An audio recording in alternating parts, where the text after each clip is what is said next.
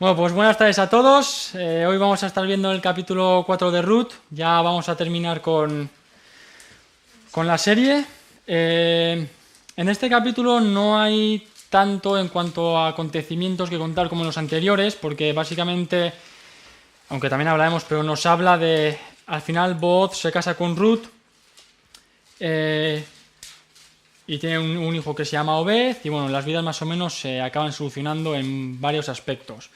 ¿Vale? Pero es un capítulo que nos sirve mucho para comparar el inicio de la historia bien con el final y ver cómo Dios va encajando todo. Pero lo mejor de todo es que es un capítulo que también nos lleva a ver más allá, no solamente a nivel de historia, no solamente a nivel de hechos, sino que nos anima o nos lleva a mirar a lo eterno. Bien, pues vamos a orar y empezamos. Señor, gracias por esta que tú nos has dado hoy, gracias por la oportunidad de poder estar una tarde más, Señor, aquí en tu casa, Señor. Te pedimos, Señor, que abras nuestros corazones, Señor, que podamos aprender algo, Señor, aunque sea una cosa pequeña, Señor, pero que no entremos, o sea, que no salgamos, Señor, a la calle, Señor, como igual que hemos entrado, Señor, que podamos irnos con el corazón más lleno de ti, Señor. Y gracias por todas las cosas que tú nos das y en tu nombre te lo pedimos. Amén. Bien, pues haciendo una síntesis del capítulo 4, más si cabe todavía, ¿vale? Lo que podemos ver finalmente es que Ruth se casa con Booz y a Noemí socialmente la vida se la arregla mucho y la verdad que da un giro bastante drástico. Recordemos que el capítulo 1, mirándolo por el lado malo, es un capítulo de pérdidas, ¿vale? Hay pérdidas familiares, hay pérdidas de posesiones, pérdidas de tierras en el sentido de, pues, se tienen que ir de un país a otro. El capítulo 2 y 3 son unos capítulos de procesos, en los que hay cosas que se van arreglando, hay otras cosas que parece ser que sí, que no, luego más adelante al final sí, y el capítulo 4 al final es ya donde se culminan todos los hechos, ¿bien? También deducimos que, bueno, sus vidas siguieron, tendrían problemas, ¿vale? No todo iría perfecto, pero en cuanto a lo que es a nivel de historia, estos 4 capítulos vemos como el último, el que vamos a estar viendo, es un capítulo en el que se soluciona pues la mayoría de las cosas y ya las personas pues entienden el plan de Dios en bastantes cosas. La historia de Ruth pasa casi de un extremo a otro, pasa de problemas a soluciones. Es un libro en el que uno de sus mensajes es que la vida de los cristianos, la vida de los piadosos, no es una línea recta hacia la victoria siempre, no es un camino fácil, pero sí que es un camino que siempre nos lleva a la victoria si nos dejamos guiar por Dios. Primera de Corintios 15:57 dice, más gracias sean dadas a Dios que nos da la victoria por medio de nuestro Señor Jesucristo. Es verdad que no todo en el primer capítulo es malo, ni todo en el cuarto capítulo es bueno, pero a grosso modo sí, pero lo más importante es ver o seguir viendo capítulo tras capítulo que Dios tiene todo bajo control, desde el principio hasta el final. Lo vemos esto en la vida de Ruth y también lo vemos en nuestras vidas. Hay momentos buenos, hay momentos no tan buenos, momentos de felicidad, momentos de estrés, de tranquilidad, de paz, momentos en que nos da la sensación de que estamos yendo marcha atrás, momentos en que parece que nuestras vidas están estancadas, bien sea en lo espiritual, bien sea en lo secular, y por el contrario hay veces que aparentemente todo va bien, ¿no? Y de hecho muchas veces es así, no salen las cosas. Pero como dice Eclesiastés 3:1-11, todo tiene su tiempo y todo lo que se quiere debajo del cielo tiene su hora. Mejor el versículo 11, todo lo hizo hermoso en su tiempo y ha puesto eternidad en el corazón de ellos, sin que alcance el hombre a entender la obra que ha hecho Dios desde el principio hasta el fin.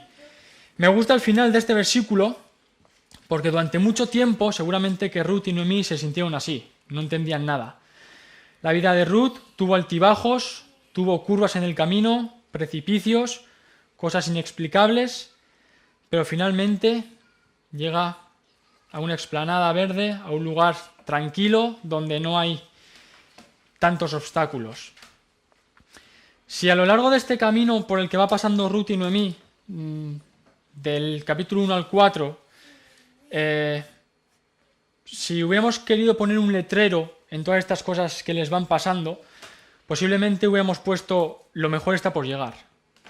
Ruth, Noemí, no a vuestra forma, no a vuestro tiempo, no como vosotros queréis ni cuando queréis, pero lo mejor está por llegar.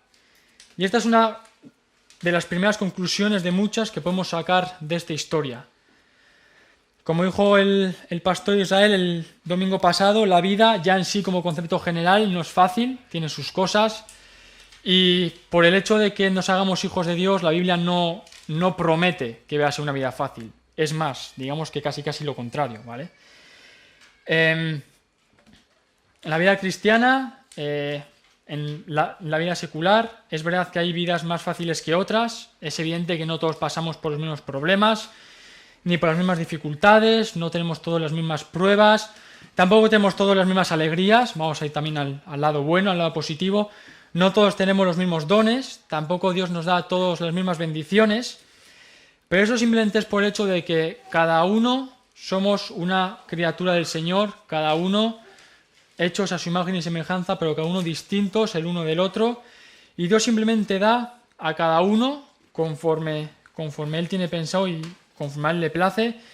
Dios siempre quiere lo mejor para sus hijos, y si seguimos la voluntad del Señor y seguimos sus mandamientos, nos podemos colgar el letrero de que lo mejor está por llegar.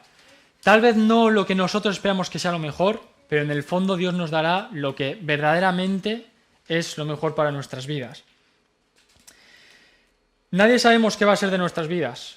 Nadie sabemos qué va a pasar mañana. Hoy podemos estar bien, mañana podemos estar mal, ahora mismo podemos estar pasando una época complicada y mañana de repente todo cambia y pasamos largas temporadas de alegría. No tenemos nada asegurado. Job 1:21, y dijo: desnudo salí del vientre de mi madre y desnudo volveré allá. Jehová dio y Jehová quitó, sea el nombre de Jehová bendito. Si hay alguien que entiende en la Biblia de lo que es quitar y de lo que es dar más, ese es Job.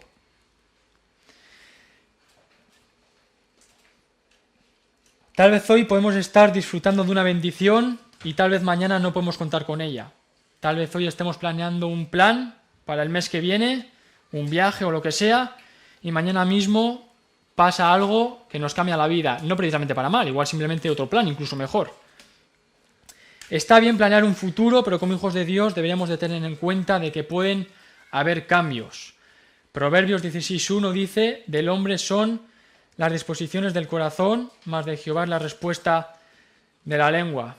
Y como he dicho esta mañana, esta es una de las cosas que considero que Dios me ha estado enseñando a mí personalmente este año pasado, el hecho de la paciencia y el hecho de que nosotros podemos planear, pero luego al final Él es quien tiene la última palabra. Y esto seguramente que nos ha pasado a todos. Hay cosas que nos gustaría haber hecho, que no hemos hecho. Hay cosas que nos gustaría haber hecho y las hemos hecho más adelante. O hay cosas, seguramente que hay cosas aquí que cada uno de nosotros tenemos que bueno, pues todavía no están llegando o tal vez nunca lleguen. Y la vida es así, y más siendo hijos de Dios. Por eso la vida cristiana tiene que ser una vida de fe y confianza en el Señor. Una vida esperando en la gracia venidera. ¿Quién lee Romanos 8:28? O de memoria, porque es un versículo muy conocido. Y sabemos que a Dios, esto es, a los que conforme a su propósito son llamados. Tenemos muchas promesas en la Biblia, muchas. Y está bien que confiemos en ellas, de hecho tenemos que hacerlo porque son promesas hechas por Dios, sabemos que no va a fallar, pero no solamente nos quedemos con estas promesas, sino que a través de estas promesas podamos llegar a ver lo grande que es Dios. Su soberanía, su poder, su perfección, que no se le escapa ningún detalle, que siempre quiere el bien para nosotros. Como decía antes Elena, ¿no? Hace poco, que incluso, no sé exactamente cómo lo ha dicho, pero incluso en lo más pequeño, bueno, pues ahí está Dios detrás de ello. Muchas veces igual estamos esperando, como se comentaba esta mañana, a grandes milagros. Es verdad que tal vez no vemos grandes milagros por falta de otras cosas, pero no solamente hay que esperar grandes cosas, Dios también está detrás de las cosas pequeñitas.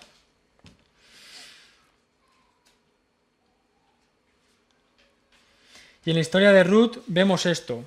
Lo mejor estaba por llegar, por supuesto. Acabamos de decir que los hechos del capítulo 1 no tenían nada que ver con los del capítulo 4. Hubo momentos difíciles, Sí, pero hubo también momentos de buena actitud por parte de Ruth, Noemí y Booz, y finalmente se cumplió el plan de Dios en sus vidas. No lo que Noemí quería, no lo que Ruth quería y no lo que Booz quería. En parte sí, porque Noemí siempre quiso que Ruth se casara con Booz, pero bueno, ahí ya entra otro concepto, y es que Noemí quiso ser guiada por Dios, se dejó guiar por Dios, y al final, digamos, entre muchas comillas, que lo que Dios quería y lo que Noemí quería, pues iba por el mismo camino y por eso se cumplió. Se cumplió el plan de Dios y en el tiempo de Dios. Y esto es una frase para apuntar, para recordar o simplemente para tener en cuenta. Una frase corta, pero plan de Dios en el tiempo de Dios. Siempre Dios. Muchas veces escuchamos, es que yo hago las cosas bien, yo intento hacer las cosas bien, pero es que no me sale nada. No es que no te salga nada. Te va a salir el plan de Dios y en el tiempo de Dios. Siempre Dios. Pero tenemos que saber esperar en la gracia venidera. Tenemos que saber esperar en lo que Dios quiere darnos. Ruth lo hizo así y le fue dado. ¿En el camino todo fue fácil? No. ¿Recibió todo lo que ella quiso? No se nos habla exactamente de cada punto que pidió Dios a Noemí, pero seguramente que no consiguió todo. ¿Todo fue fácil? Ruth, pues ya vemos por todo lo que pasó, por hambres, tuvo que trabajar tal vez igual más duro que otras personas, pero ¿estaba dispuesta a obedecer y hacer la voluntad de Dios? Sí. ¿Llegó la calma a su vida? Sí. ¿Se cumplió el plan de Dios? Pues también. Ante momentos difíciles, buena actitud. Y eso es algo que Ruth nos enseña. En nuestra experiencia o en nuestra vida como hijos de Dios no sucederá nada que por la gracia soberana de Dios no se convierta en beneficio para nosotros. Romanos 8, 31 y 32, que alguien busque, por favor. Romanos 8, 31 y 32.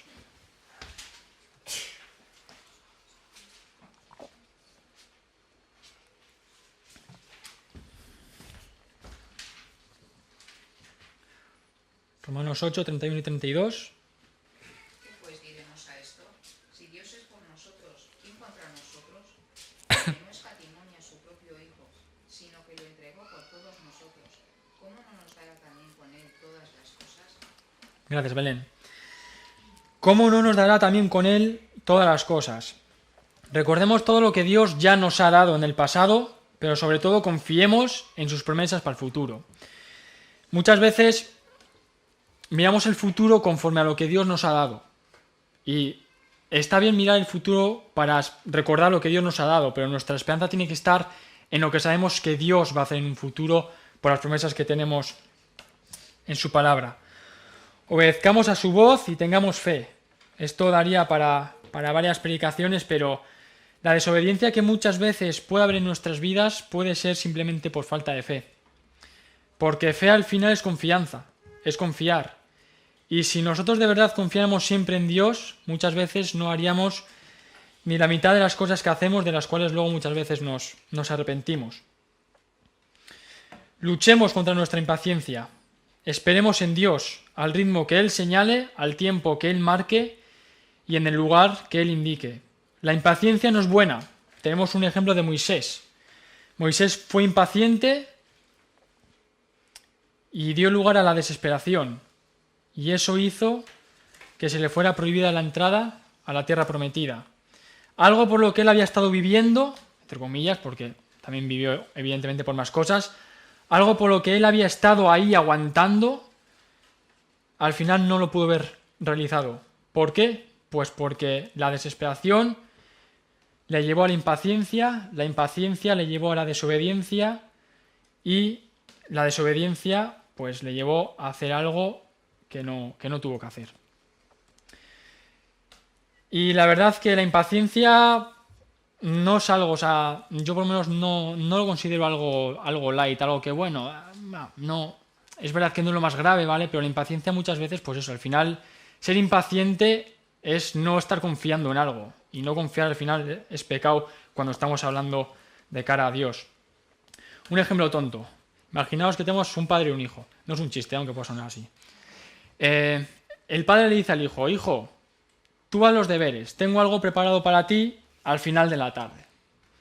Son las 3 de la tarde y Papá, que quiero que me des lo que tienes. No, hijo, ya te lo voy a dar. Tú mientras estudia. El hijo no hace nada, solamente está pensando en a ver qué será. Las 4 lo mismo, papá, a las 5, las 6. Y al final llega la noche y el padre le dice, mira, toma, hijo, esto es lo que tenía para ti. Es un ejemplo sencillo, pero una de las conclusiones que se me ocurrió cuando pensé en esto, aunque lo pensé por la conclusión, más que nada. ¿Cuál es? Pues lo que yo veo es un niño impaciente. Un niño que no se fía de que su padre tiene algo para él y que se lo va a dar. No es para un amigo suyo, no es para su hermano, no es para su madre, es para él. Solamente le está pidiendo paciencia, cuando yo quiera te lo voy a dar. Mientras tanto, tú dedícate a esto otro que te he dicho ahora. Y eso en parte es también lo peor de todo, y es que el niño, en vez de estar haciendo lo que en ese momento tiene que estar haciendo, está pensando en lo que el padre le va a dar. La impaciencia es una forma de incredulidad y la incredulidad es lo contrario de la fe. Si esto lo pasamos a nosotros, si esto lo espiritualizamos, por decirlo de alguna forma, Dios, a lo largo de nuestras vidas, tiene cosas buenas para nosotros, pero mientras las esperamos con paciencia y fe, vayamos haciendo lo que nos toca y no estemos impacientes por lo que pueda venir o no, más que nada porque nunca sabemos si lo que estamos esperando va a venir o no.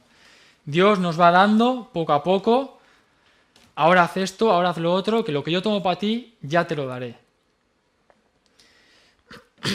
Mateo 6, 33, 34, mas buscad primeramente el reino de Dios y su justicia, y todas estas cosas os serán añadidas. Así que no os afanéis por el día de mañana, porque el día de mañana traerá su afán, basta cada día su propio mal. Es un apartado que si miráis en vuestras Biblias, es un apartado dedicado al afán y a la ansiedad. El ser afanosos va unido de la mano a no confiar. No seamos incrédulos, porque la incredulidad es lo contrario a la fe y no tener fe es pecado. Y lo que es pecado no agrada a Dios. Hebreos 11:6, pero sin fe es imposible agradar a Dios porque es necesario que el que se acerca a Dios crea que le hay y que es galardonador de los que le buscan. ¿Por qué hablo de la fe? ¿Por qué hablo de la incredulidad? ¿Y por qué no estoy hablando de Ruth? Pues bueno, pues porque considero que el éxito, entre muchas comillas, de Ruth empieza aquí, está aquí. Ruth tuvo fe, Ruth tuvo confianza, Ruth supo esperar y eso la llevó a ser paciente en un futuro y a esperar en la soberanía y en la gracia de Dios. Confió en la gracia venidera, sabía que Dios no la iba a dejar sola, sabía que Dios tenía un plan, ella no sabía cuál, pero se dedicó a seguir a Dios cada día. ¿Cuáles fueron los pasos de la vida de Ruth? Se queda sin marido, primero encárgate de Noemí, os vais las dos a otras tierras, te pones a trabajar, conoces a Booz, paso a paso. Pero Dios tenía un plan para ella y al final lo cumplió. Las historias bíblicas como las de José, como la de Job o Ruth nos ayudan a sentir dentro de nosotros, no solamente a saberlo, que Dios está con y por nosotros en cada una de las etapas de nuestra vida. Y esto lo digo con mucho respeto, ¿vale? Pero bueno, es para que me entendáis. Dios no es alguien que solo aparece cuando hay problemas y lo soluciona y ya está. Dios está para solucionar los problemas, ¿vale? Para sacarnos del lodo cenagoso, pero Dios siempre está obrando, ¿vale? Es lo que nosotros llamamos, aunque muchas veces parezca que Dios está en silencio, no, está en silencio para nosotros, pero Dios siempre está obrando, detalle a detalle, cada acontecimiento. Lo que Dios tenga preparado para nosotros va a ser para nosotros y no para otro. Por lo tanto, confiemos en que a su tiempo Dios nos lo dará. Dios preserva lo que tiene que preservar y cambia lo que tenga que cambiar para cumplir con su propósito. ¿Por qué digo esto? Pues vamos a mirar un poquito las tres vidas. Booz, Ruth y Noemí. Y vamos a ir viendo como cosas que socialmente, humanamente, económicamente, como lo queráis ver, parecían imposibles, pero Dios dijo, pues lo imposible va a ser posible. Booz, ¿sabemos qué tipo de persona era? Un buen hombre, con muchas posibilidades, por lo que vemos en la Biblia. Ahora las cosas en cierta manera han cambiado, pero bueno, en aquella época si un hombre tenía dinero, también se comentó aquí hace un par de semanas o la semana pasada, si un hombre en aquel entonces tenía dinero, básicamente, porque los matrimonios muchas veces eran comprados, es decir, eran un negocio, tú tienes tanto, pues sí, pues toma a mi hija y ya está. Ahora se ve eso, daría mucha pena, es muy triste, pero bueno, era así, ¿vale? Se ve incluso normal. Booz es un número que, bueno, aunque no se nos dice exactamente qué es lo que tenía o dejaba de tener, pero bueno, ya por el simple hecho de que Booz tenía trabajadores, significa que tenía tierras, por lo tanto, dinero tenía, seguro, tenía tierras, tenía dinero, posesiones, por lo tanto, se podría haber casado seguramente desde hace mucho tiempo. Pero casualidad, que Booz no está casado. ¿Por qué? Pues porque simplemente Dios lo tenía guardado para Ruth. Daba igual dio igual el dinero que tenía, dio igual el apellido que tenía. Booz fue preservado, tal vez para la persona con la que menos pensaba que iba a estar. Recordemos que en el capítulo 3 Booz quiere redimir a Ruth. ¿Pero qué dijo? Dijo que no. Dijo, hay un pariente más cercano que yo. Si él quiere redimirte, Ruth, que te redima él. Un hombre justo. Y gracias a Dios que no sabemos la historia, pero si no nos la supiéramos seguramente que diríamos, no, por favor, que no siga, ¿cómo se va a casar Ruth con un pariente que no conoce, un pariente que no quiere, si ella quiere a Booz? Pero vemos como este pariente dijo, no, yo, esto lo vemos en Ruth 3, 12 y 13, le dice, mira Booz, yo las tierras de Noemí sí, pero Ruth no, eso ya no puedo, yo ya no quiero casarme con ella. Entonces, redime tú todo.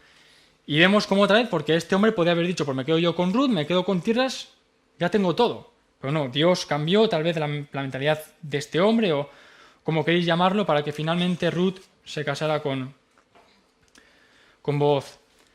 ¿Creéis que Booz no tenía miedo? Cuando fue donde el pariente este cercano, pues tenía el 50-50. Le podía haber dicho sí quiero a Ruth, le podía haber dicho no quiero a Ruth. Pero él fue justo y él confiaba en Dios. Otra enseñanza del libro de Ruth es que Dios mueve corazones y al final uno acaba haciendo nada más y nada menos lo que Dios quiere que haga. Que alguien lea, por favor, Proverbios 21:1.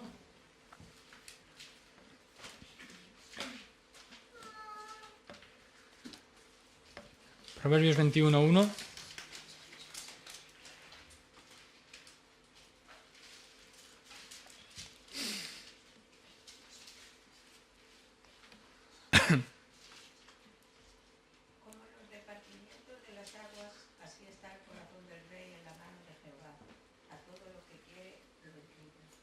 Jehová a todo lo que quiere lo inclina.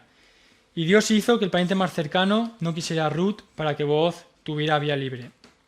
Puede ser antes, puede ser después, pero al final en esta tierra se cumple lo que Dios quiere. Ruth. Una curiosidad con Ruth. Recordéis que en el capítulo 1, versículo 4, se nos dice que Ruth había estado casada con Malón 10 años y no tuvo hijos. 10 años y no tuvo hijos. Los cuales tomaron para sí mujeres moabitas, el nombre de una era Orfa y el nombre de la otra Ruth, y habitaron allí unos 10 años. 10 años y sin descendencia. Aquí pueden pasar dos cosas.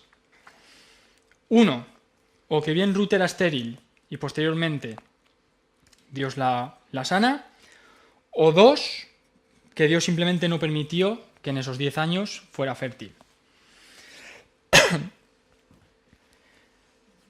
En Ruth 4, 11 al 12 dice, Jehová haga a la mujer que entra en tu casa como a Raquel y a Lea, las cuales edificaron la casa de Israel, y tú seas ilustre en Efrata, y seas de renombre en Belén, y sea tu casa como la casa de Fares, el que Tamar dio a luz a Judá, por la descendencia que de esa joven te dé Jehová.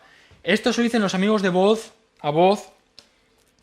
Son personas que saben que Raquel y Lea fueron, por temporadas, estériles y fructíferas, y que Dios fue quien les abrió y cerró las matrices.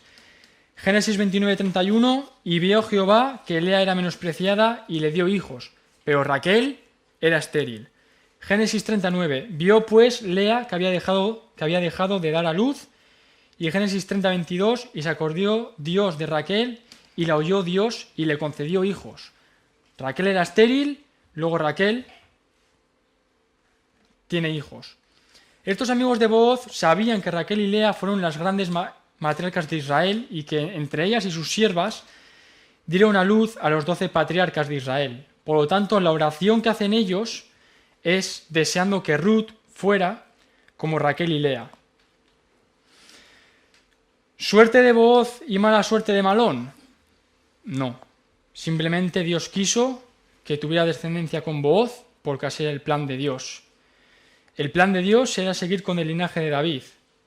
Booz y Ruth tendrían a Obed, Obed tendría a Isaí, e Isaí tendría a David, de donde más tarde vendría el Mesías. Y ese era el orden. Pero todo empezaba con Booz y no con Malón. Una vez más vemos la mano de Dios obrando como Él quiere y haciendo cosas increíbles a la vista humana. Noemí. Aunque el libro se llame Ruth, podríamos decir que la vida que más cambia es la de Noemí. ¿Por qué? Pues Ruth 4 del 14 al 17, que alguien lo lea por favor. Ruth 4 del 14 al 17.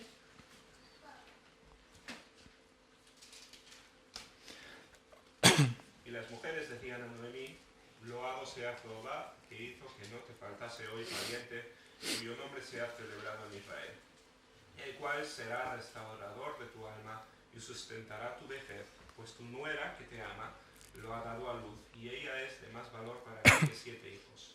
Y tomando Noemí el hijo, le puso en su regazo y fue su aya. Y le dieron nombre a las vecinas diciendo: le ha nacido un hijo a Noemí, y lo llamaron Obed. Este es padre de Isaí, padre de David. Vale, gracias David. Primeramente vamos a comentar un poco uno de los versículos. ¿Recordéis cómo Ruth en el capítulo 1 dijo que se haría cargo de todo de Noemí? Pues fijaros lo que debió de llegar a ser Ruth para Noemí, que en uno de estos versículos dice: pues tu nuera que te ama lo ha dado a luz y ella es de más valor para ti que 7 hijos.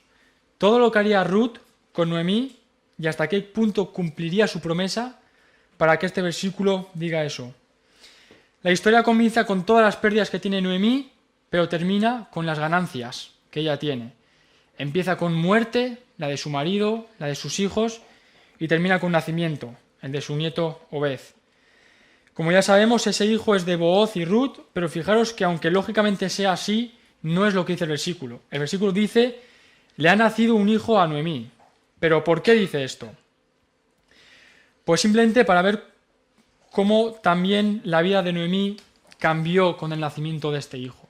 O sea, este hijo trajo nuevas esperanzas a la vida de Noemí y no todo fueron pérdidas.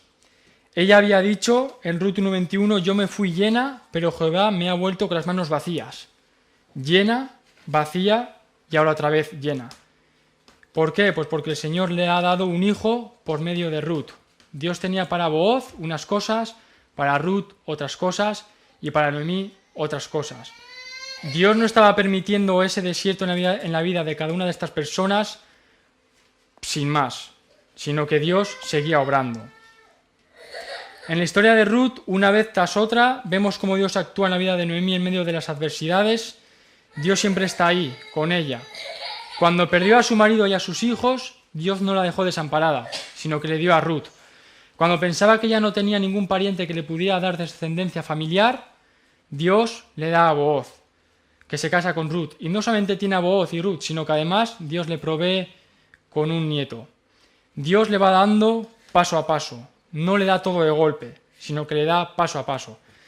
Me viene a la mente este versículo de lámpara es a mis pies tu palabra. Y es bonita esa ilustración porque una vez yo la escuché, yo nunca llegué a ver ese versículo así, pero en aquel entonces las lámparas que llevaban aceite, claro, no es como el alumbrado de hoy en día. Esas lámparas te alumbraban básicamente 1 o 2 pasos, 1 metro a lo sumo, no más. Tú no sabías lo que había a los 3 metros, podías tener un ladrón, podías tener un árbol, podías tener un precipicio. Y es interesante porque la mayoría de las veces Dios va obrando así. Dios no nos muestra el plan completo, sino nos pide que vayamos pues paso a paso. Si nosotros confiáramos sin reservas en el Señor, al igual que hizo Ruth, nos daríamos cuenta de que todas nuestras quejas contra Él son injustificadas. Ya no digo inútiles, porque eso por descontado, sino injustificadas. ¿Por qué? Porque nosotros no tenemos que pedir explicaciones a Dios de lo que deja o deja de hacer, de lo que nos da o nos deja de dar.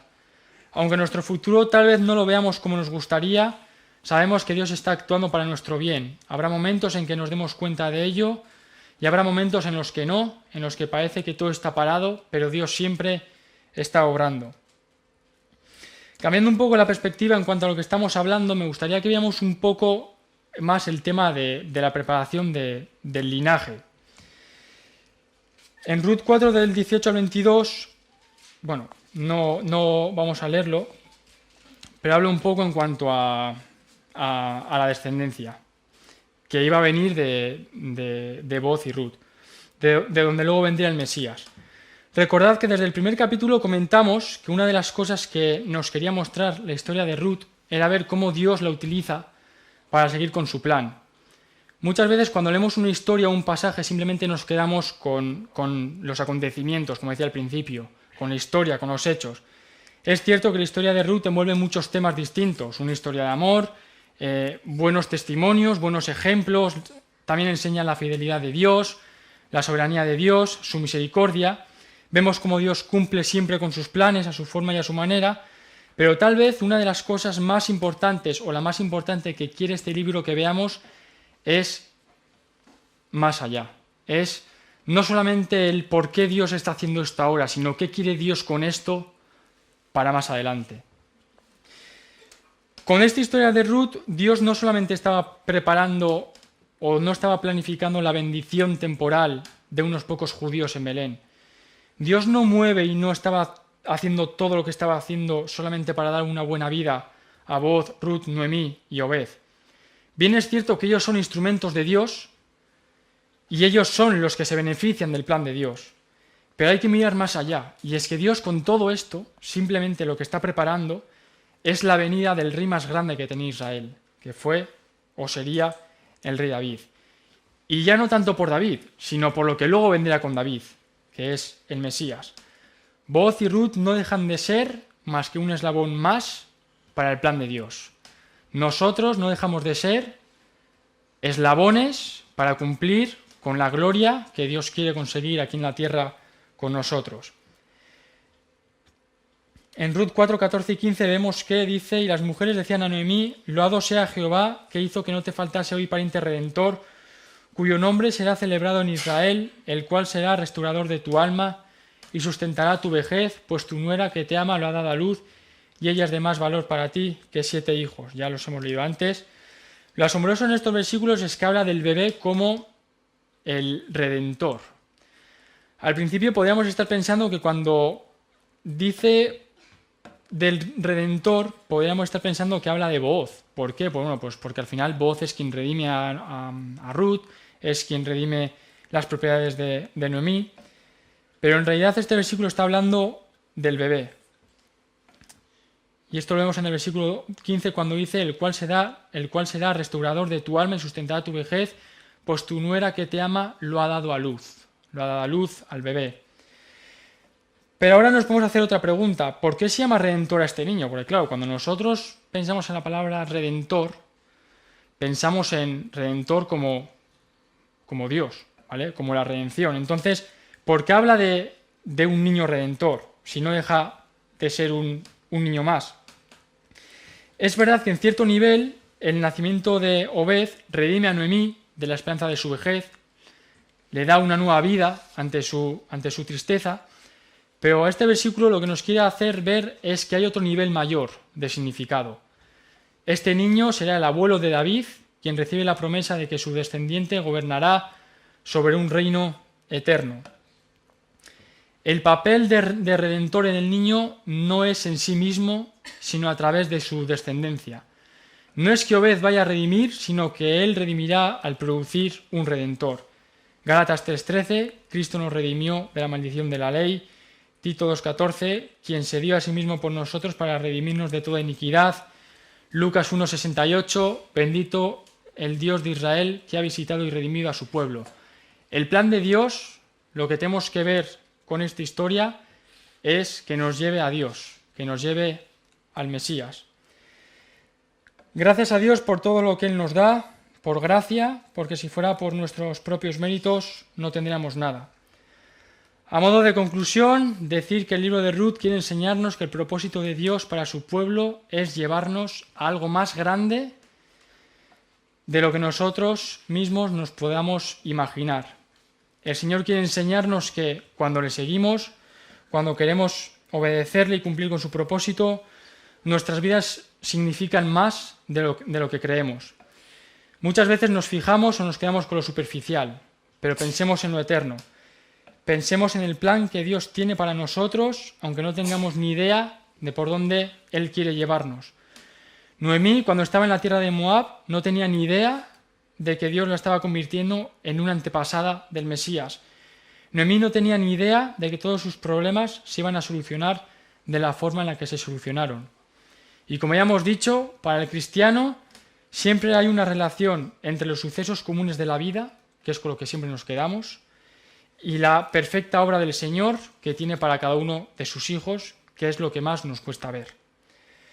Todo lo que hagamos en obediencia a Dios, por muy insignificante que sea, es importante. Me vino a la cabeza el versículo de Mateo 10:42 que dice: y cualquiera que dé a uno de estos pequeñitos un vaso de agua fría solamente, por cuanto es discípulo, de cierto os digo que no perderá su recompensa. Hasta lo más mínimo forma parte de una obra que Dios está creando para su gloria. Detrás de un bebé y detrás de una abuela contenta hay una esperanza mayor. La historia señala hacia David, David señala hacia Jesús, y a través de Jesús tenemos la salvación, tenemos bendiciones, tenemos promesas, etc. Recordemos que Dios está actuando en los momentos más sombríos para lograr que alcancemos nuestro destino conforme a su plan y conforme a su voluntad. El Señor obra en medio de los peores momentos para el bien de su pueblo y sobre todo para su gloria. Bueno, pues con esto doy ya por concluida la serie de Ruth. Espero que os hayáis podido quedar con algo. Yo desde luego ya no veré el libro de Ruth como una simple historia, como bueno, pues bien se casa al final. Y bueno, pues vamos a orar y que Dios nos ayude a que cada vez que leamos su palabra, que nos ayude a intentar escudriñarlas más. Señor, gracias por tu palabra, gracias por el libro de Ruth, Señor, y por los otros 65 libros, Señor, que tenemos en tu palabra, Señor. Te pido, Señor, que nos des sabiduría, que nos des tiempo, Señor, para que podamos escudriñar, Señor, las Escrituras, Señor, y que podamos ver siempre más allá, Señor, qué es lo que tú quieres para nosotros, incluso en nuestro día a día, Señor. Que no veamos, Señor, un hecho como ya está cumplido, paso de él, Señor, sino que podamos ver, Señor, que podamos encajar cada una de las cosas, Señor, que pasan en nuestras vidas, Señor, para entender qué es lo que tú quieres en un futuro, Señor. Gracias por todas las cosas que tú nos das y en tu nombre te lo pido. Amén.